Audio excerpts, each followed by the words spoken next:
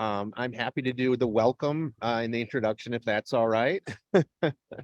As you can see, I'm preaching later in Anaheim this morning, so I decided this is not a background. I'm actually at downtown Disney, preaching from the Starbucks at downtown Disney. I thought that would be fun for everyone. So good morning, everyone. Welcome to Northwest, a Unitarian Universalist congregation.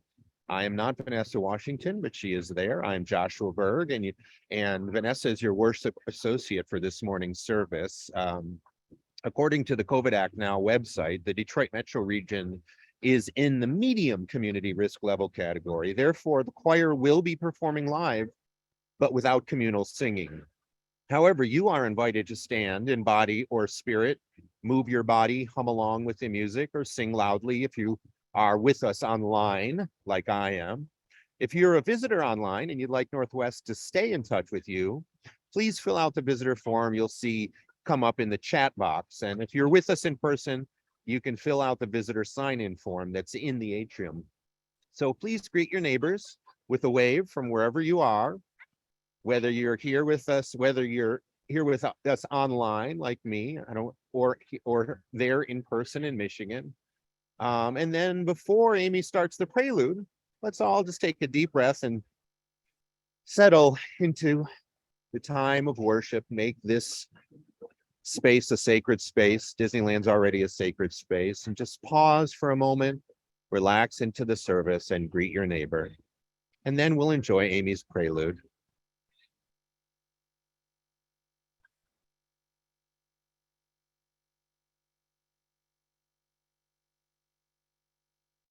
In person, but I'm imagining the music, and after all, I am in the best place for imagination here at Disneyland. So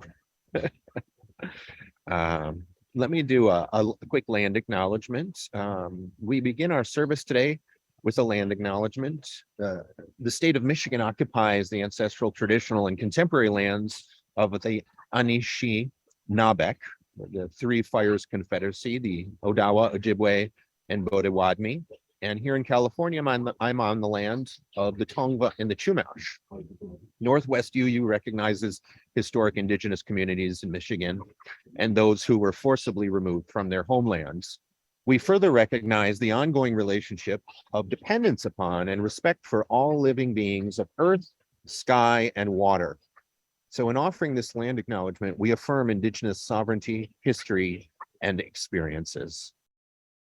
And now, it's time for the chalice lighting. I'm wondering if maybe someone could light the chalice in the sanctuary as I read the chalice lighting. You can also read it there. It won't interrupt us online because we can't hear it. It is called Open to Unexpected Answers by Reverend Julianne Lepp.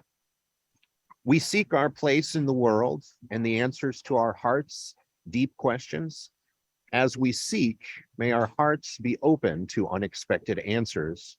May the light of our chalice remind us that this is a community of warmth, of wisdom, and welcoming of multiple truths.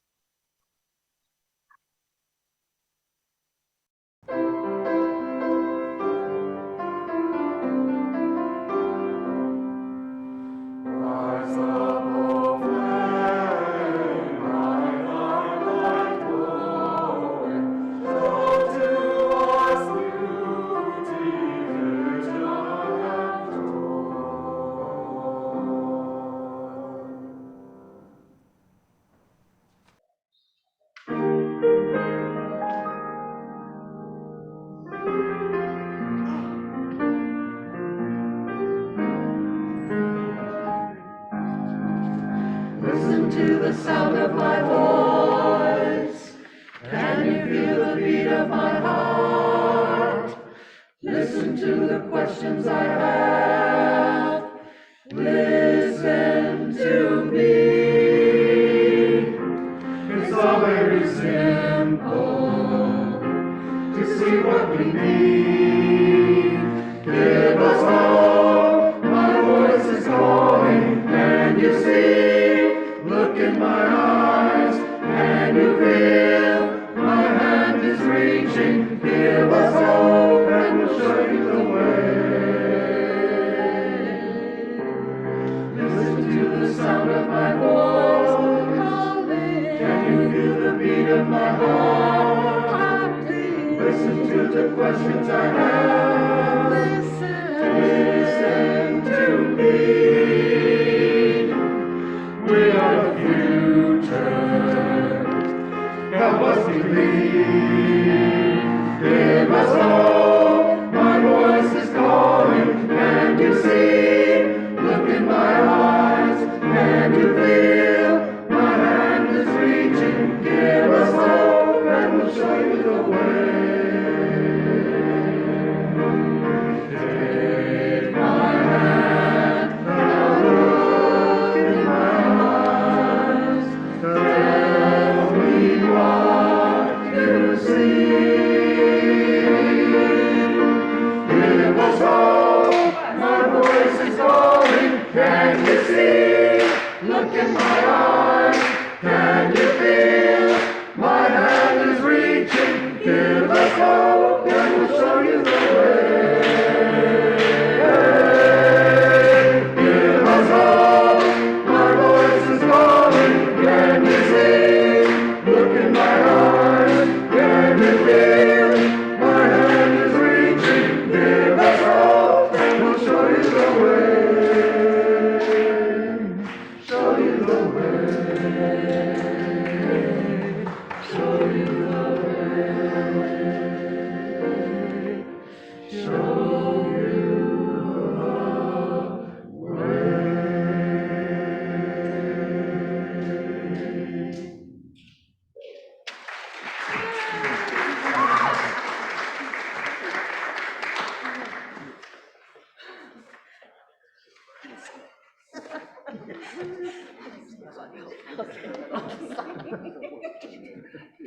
Okay, now it's time for Carry the Flame.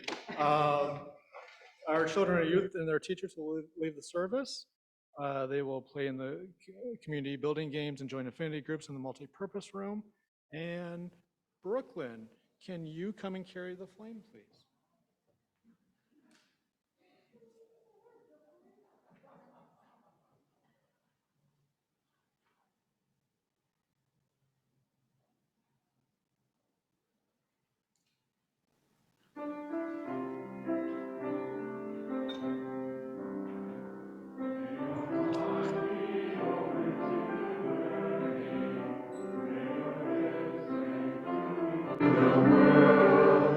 May your heart know love and your hands do the work of justice as you go your way in peace, as you go your way in peace.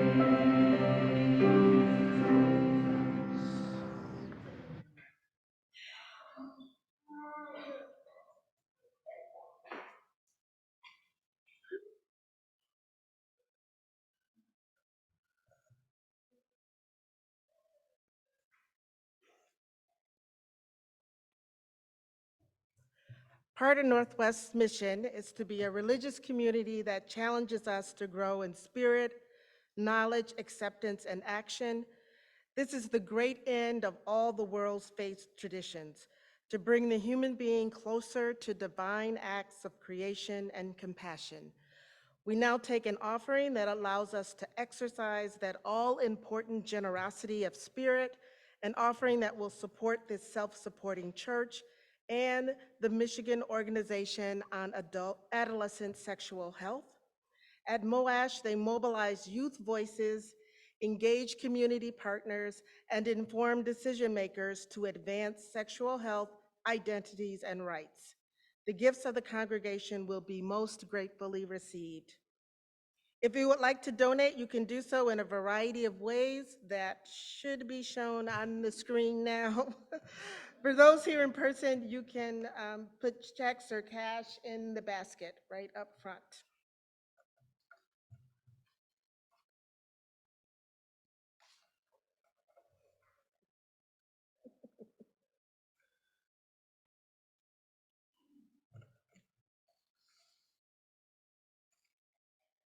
Every night and every morn.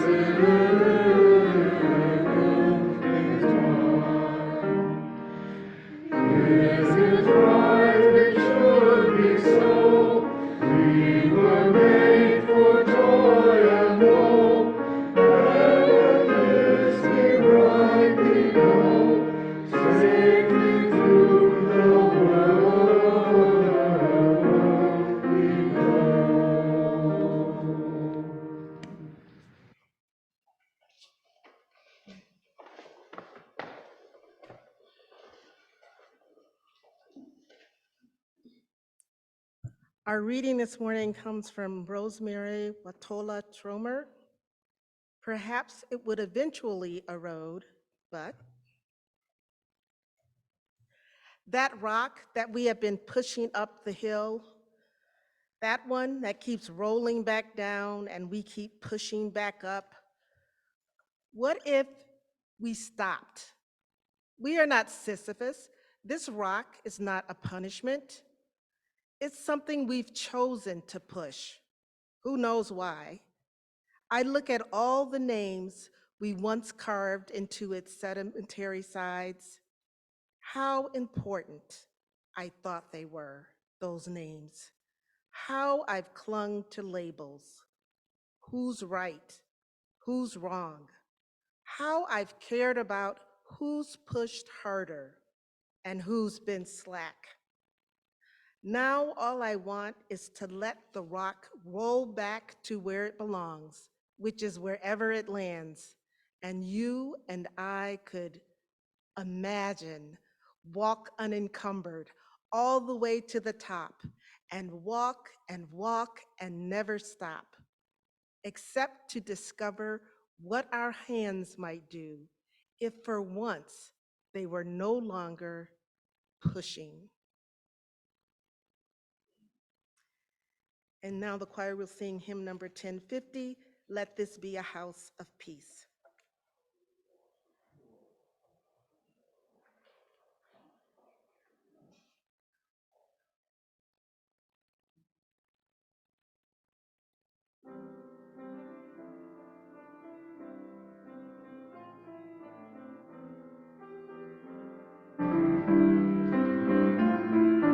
Let this be a house of peace, of nature and humanity, of sorrow and elation. Let this be our house, heaven for the healing, open room for questions and inspiration. Let this be a house of peace. Let this be a house of peace. Let this be a house of peace. Let this be a house of freedom, guardian of dignity and good deep inside us. Let this be our house, a platform for the free voice, where all our sacred differences of virtue not divide us. Let this be a house of peace. Let this be a house of peace. Let this be a house of peace. Let all in this house sing true, where scientists and mystics abide in reverence here. Let this be our house, a house of our creation, where words of art and melodies consecrate the atmosphere. Let this be a house of peace. Let this be our house of peace. Let this be a house of peace. Let this be a house of prophecy. May vision for our children be our common theme. Let this be our house, a myth and lore and legend, our trove of ancient story and cradle of our tender dreams. Let this be a house of peace. Let this be our house of peace. Let this be a house of peace. Let this be our house of peace. Let this be a house of peace. Let this be our house of peace. Let this be our house of peace. Let this be our house of peace.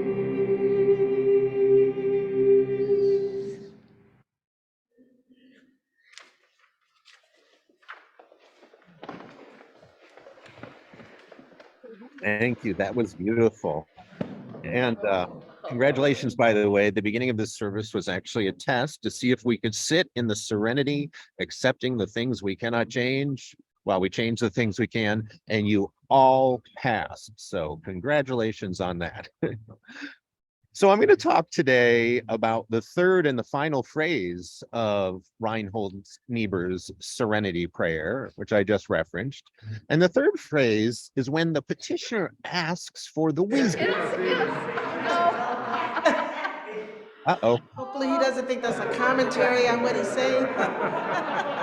what's happening? I can't see. Some people are laughing and I can't see what's happening.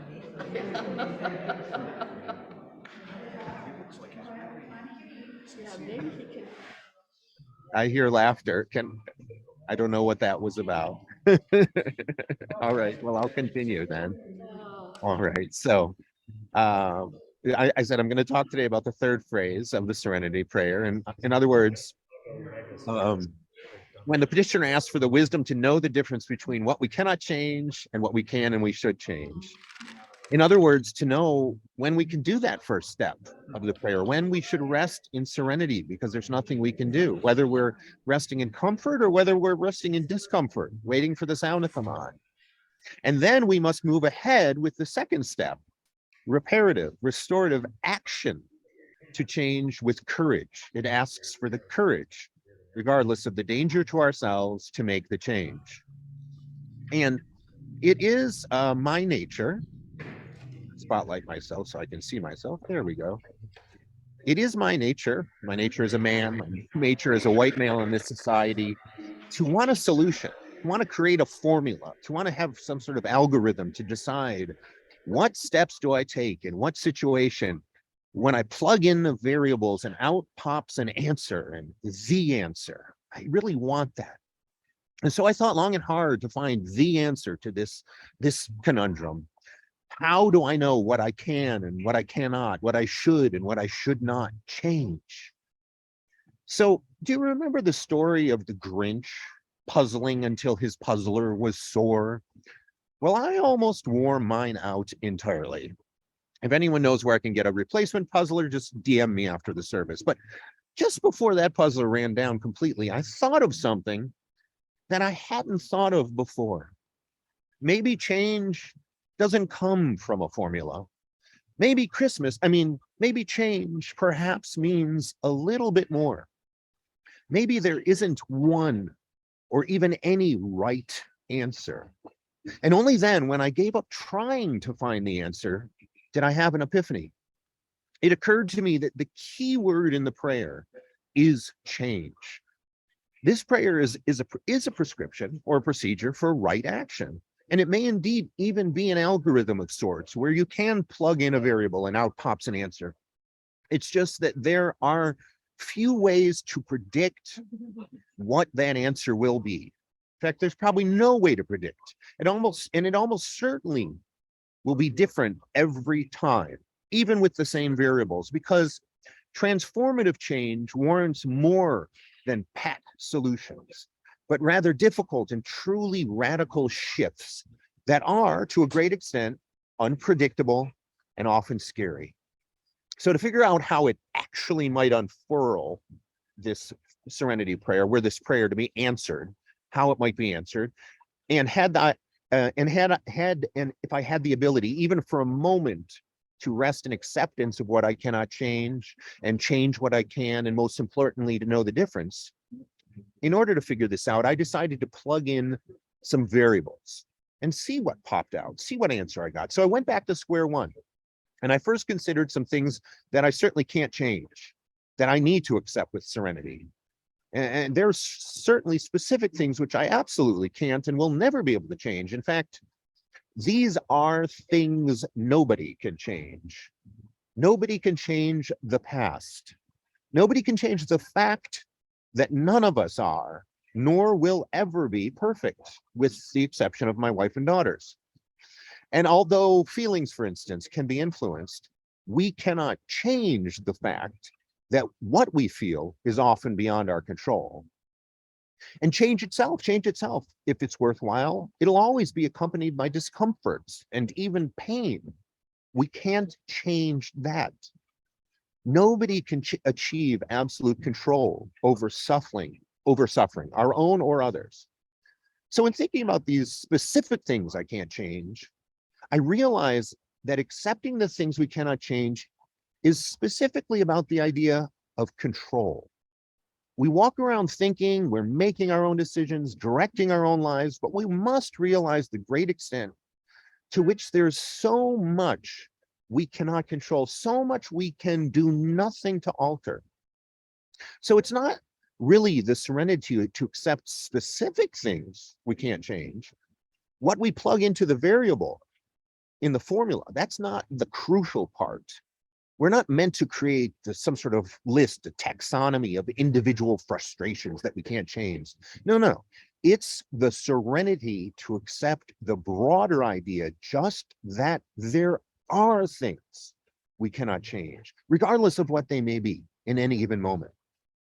So from there, I then considered the circumstances in which this prayer has been most effective, and that is in the battle against addictive behavior.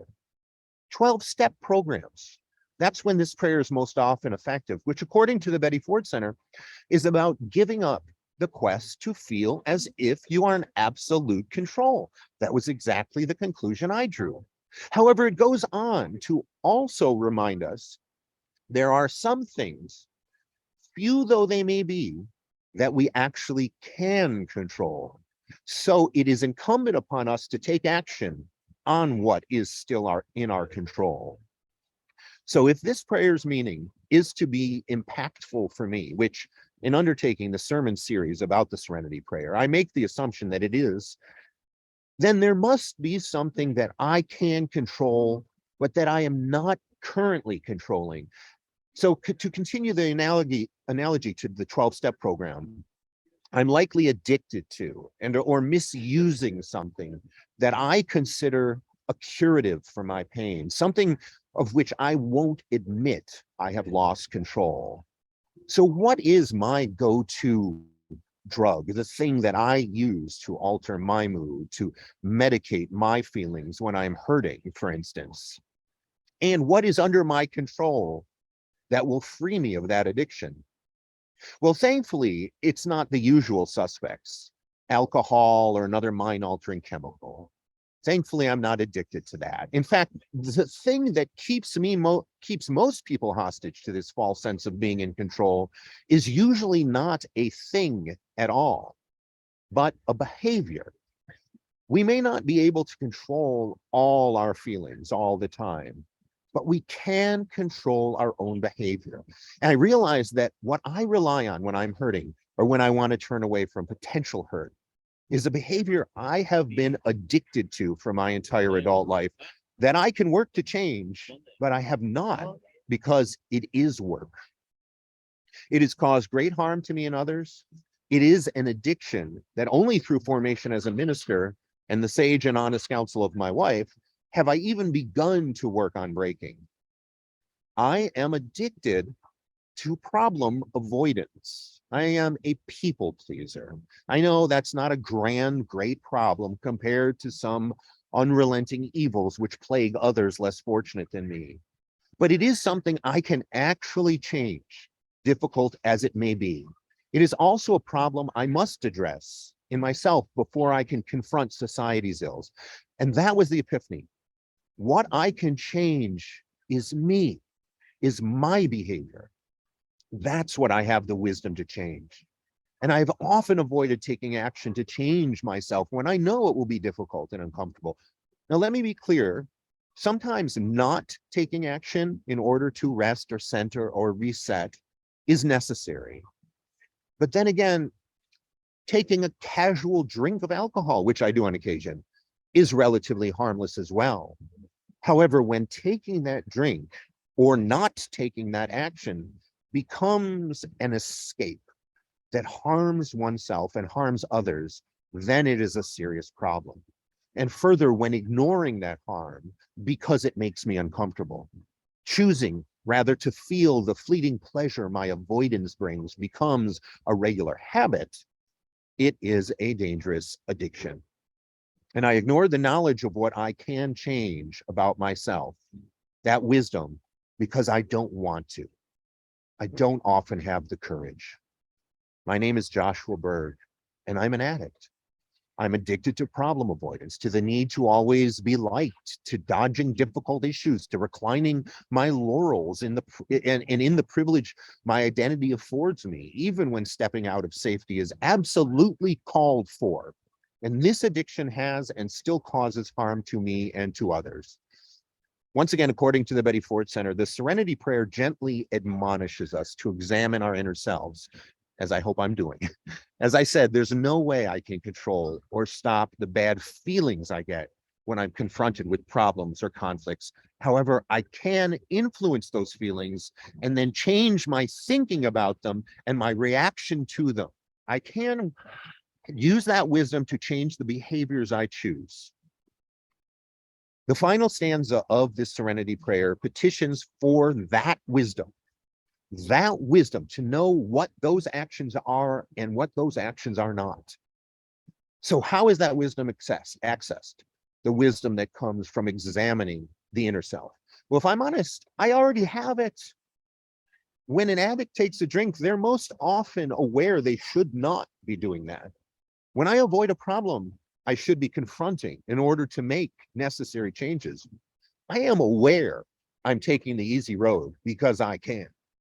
I am aware that others don't always have the same choice. And by making the choice to stay comfortable when change is necessary, I am aware that I do harm, stifling movement toward necessary change. I know that going through the pain which accompanies confronting a problem for me is my only hope of improving circumstances for all, but I still sometimes choose avoidance out of fear or lack of that courage stated in the second part of the prayer.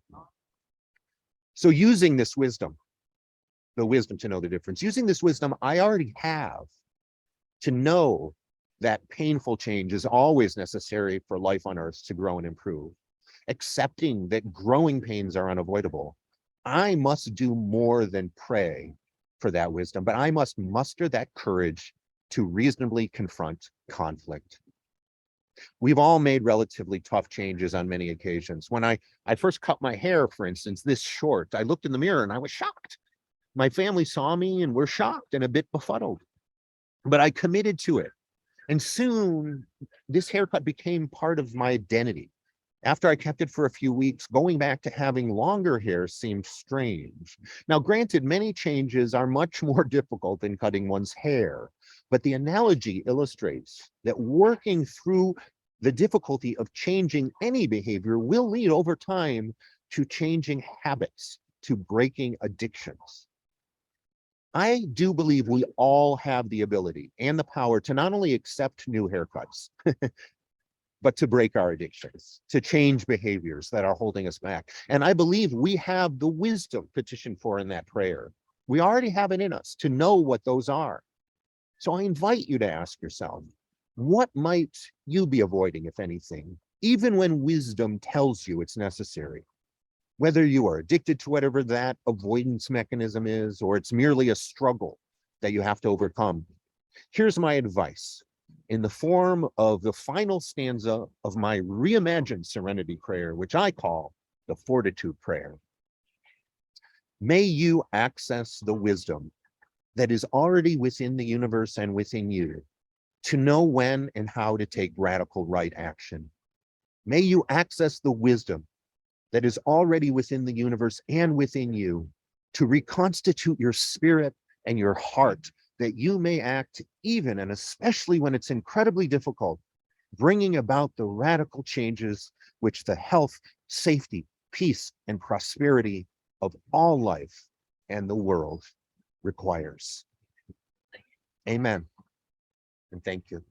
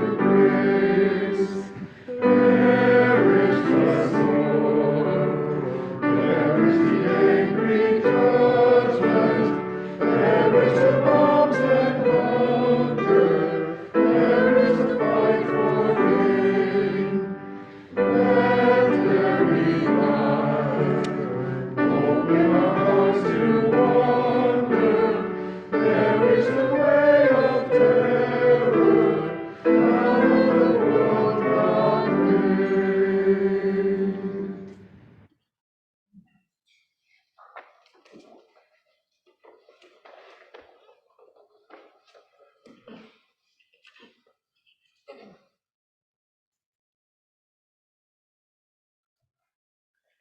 Our chalice extinguishing reading comes from Reverend Maggie Lovins, Move Through the World in Love. We extinguish this flame, but not its meaning and mission in our hearts. Our time together has come to an end.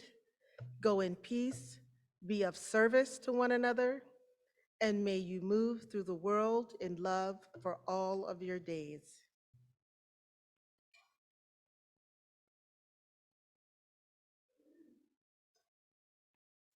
You're not going to go in peace just yet.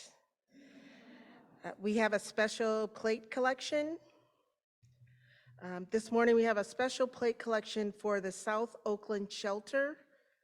So if you want to make a donation using your phone, apparently there are instructions in the order of service. Okay, we have two announcements to share with you. The first is about the Beyond Categorical Thinking Workshop. The search committee will host a facilitator-led 3-hour workshop, there will be breaks, to explore how we can avoid prejudice in the minister's search process and to find our best match for our next minister. The Beyond Categorical Thinking Workshop is an important part of our search process. In finding our best match, we want to be sure that bias doesn't hold us back. Some congregations have assumed that their ideal minister should look a certain way, often white, male, heterosexual, able-bodied, and of a particular age or class. Credentialed ministers in our faith who are people of color, LGBTQIA+, disabled, young, old, working class, etc., still face discrimination as part of the search process. You are encouraged to attend the Beyond Categorical Thinking Workshop this Saturday, October 29th, from 9:30 to 1:30, and this will be held on Zoom. Second, we have our congregational meeting today. This meeting will be multi-platform, so you can participate online or in person. The meeting agenda and the Zoom link can be found in your congregational meeting packet, which has been posted in your newsletter and on the church website. For those who are here in person, the board will be serving brunch with coffee and tea in the multipurpose room, then come back into the sanctuary and we can begin the congregational meeting. We're going to have our postlude. You guys have been champs today. Thank you, Vanessa.